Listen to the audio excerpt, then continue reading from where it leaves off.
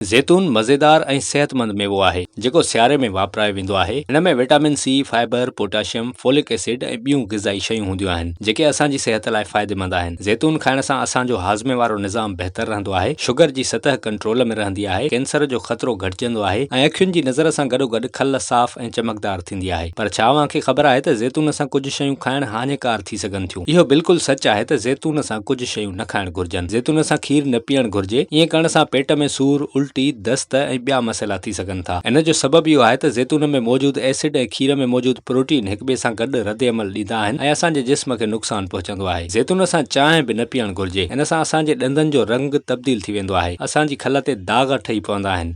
इन जो सबबु इहो आहे त ज़ैतून में मौजूदु एसिड ऐं चांहि में मौजूदु टीनिन हिक ॿिए सां गॾु रद अमल ॾींदा आहिनि जंहिंसां नुक़सान थींदो आहे। ज़ैतून सां मच्छी बि न खाइण घुर्जे। इन सां असांजे जिस्म में ज़हरीला मादा पैदा थी सघनि था जेके असांजी सेहत खे ख़तरो ॾेई सघनि था। इन जो सबबु इहो आहे त ज़ैतून में मौजूदु एसिड ऐं मच्छीअ में मौजूदु प्रोटीन हिक ई वक़्तु गॾु रद अमल ॾींदा आहिनि। इन लाइ इहो ॼाणणु घुर्जे त कुझु शयूं हिक ई वक़्तु खाइण असांजी सेहत लाइ हानिकार आहे ऐं उन्हनि शयुनि खे खाइण खां एहतियात करणु घुर्जे ऐं अहिड़ी ग़िज़ा वापराइण घुर्जे जंहिंसां असांजी सेहत खे फ़ाइदो पहुचे।